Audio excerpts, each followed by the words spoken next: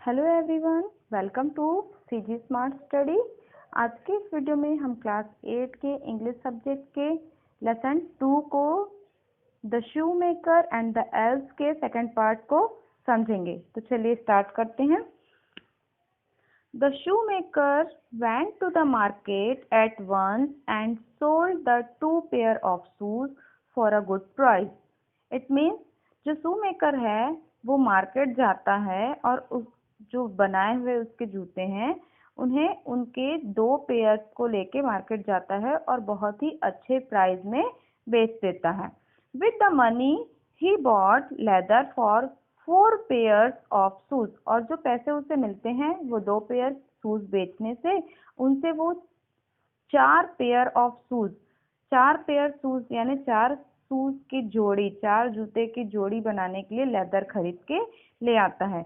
He cut out the leather and said to his wife, "Tomorrow I will sew them." और फिर अपनी wife से कहता है, उन जो लेदर लेके आता है उस लेदर के 4 पीस को काट के रख देता है और अपनी वाइफ से कहता है कल मैं इन्हें सिलूंगा।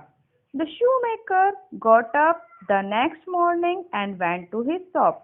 फिर दूसरे दिन सुबह वो उठता है शूमेकर और अपनी दुकान की तरफ जाता है। What did he find? और अब वो क्या देखता है? Once again he found that his work had already been done.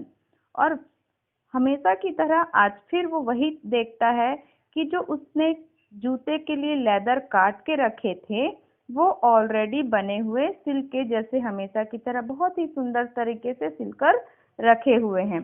4 pairs of beautiful shoes were laying ready made on the table. और जो 4 जूते की जो लेदर के जो कपड़े उसने काट के रखे थे जूते के लिए वो सिलकर बिल्कुल रेडी तैयार टेबल के ऊपर रखे हुए थे।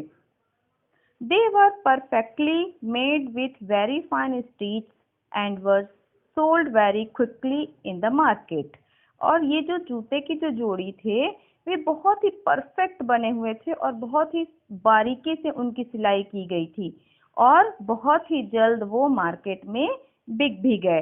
Every day the shoemaker would get up and go into his shop. हर सुबह जो शूमेकर था वो उठता था और अपनी शॉप के लिए जाता था।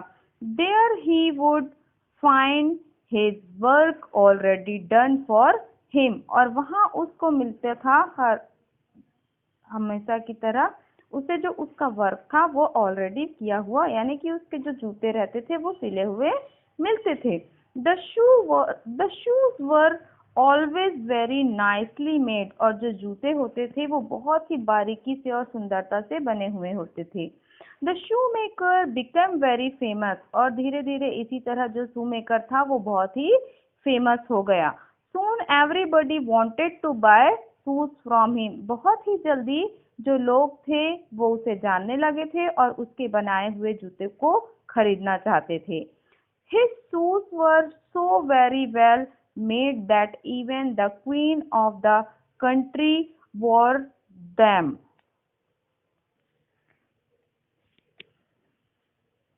उसके बनाए हुए जूते इतने अच्छे रहते थे, इतने सुंदर दिखते थे कि उस कंट्री की जो रानी थी वो भी उन जूतों को पहनती थी। She was very pleased with the shoes. और वो उन जूतों को पहनकर बहुत ही खुश हुई।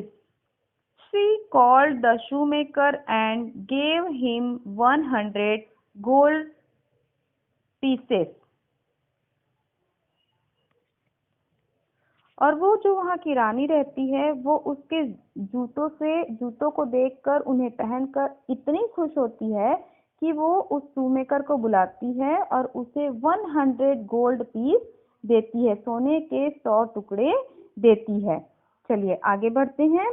The shoemaker grew very rich. जो शूमेकर था वो धीरे धीरे अमीर हो जाता है। One day he and his wife made up their mind to find out who made the shoes. एक दिन जो शूमेकर है वो और उसकी वाइफ के दिमाग में आता है कि उन्हें ये जानना चाहिए कि ये जो जूते हैं वो कौन बना के जाता है। They said to each other, "We must find out who makes the shoes." और वो दोनों एक दूसरे से कहते हैं कि हमें ये जानना ही होगा कि ये जूते हमारे लिए कौन बना कर जाता है। So when night came, they went into his shop. और वो क्या करते हैं, जब रात होती है तो रात में वो अपनी जो शॉप होती है वहां जाते हैं। There they hide themselves behind the curtains. और वहां शॉप में वो क्या करते हैं, खुद को, जो जूता बनाने वाला शू मेकर है और उसकी वाइफ, जो कर्टन होता है, पर्दे होते हैं, उसके पीछे खुद को छिपा लेते हैं। From there they could watch the bench on which the leather of shoes was kept. और वो ऐसी जगह पर्दे के पीछे छिपते हैं जहां से वे आसानी से उस टेबल को देख सकते हैं जिसके ऊपर वो लेदर के टुकड़े उसने काट के रखे हुए थे। They waited for a long time. उन्होंने बहुत लंबे समय तक इंतजार किया। Nothing happened. पर कुछ नहीं होता है। They got very tired of watching for something to happen.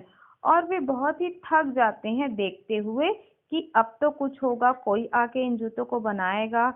ये देखते देखते वो थक जाते हैं। Just then the clock struck 12. और जैसे ही 12 बजते हैं, घड़ी में जैसे ही 12 बजते हैं, what do you think happened next? क्या आप सोच सकते हैं कि उसके बाद क्या हुआ होगा?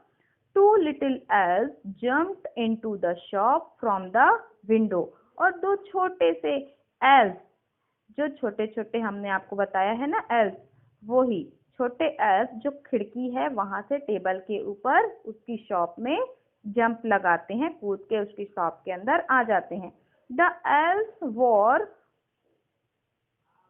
pointed caps and wore only rags. तो जो एल्व्स होते हैं उन्होंने जो नुकीलीदार टोपी होती है, कैप, उनकी कैप कैसी थी, जो नुकीलीदार जैसी पॉइंटेड कैप लगाए रहते हैं। और उनके जो कपड़े होते हैं वो बस छोटे छोटे कपड़ों के टुकड़े, रैक्स का मतलब होता है छोटे छोटे टुकड़ों से बने हुए कपड़े, जो सिले हुए नहीं होते हैं, ऐसी अनस्टिच से कपड़े होते हैं, बस उन्हें ही वो पहने हुए थे। तो चलिए इसके आगे का पार्ट हम नेक्स्ट पार्ट में समझेंगे। अभी के लिए इतना ही। Thanks for watching.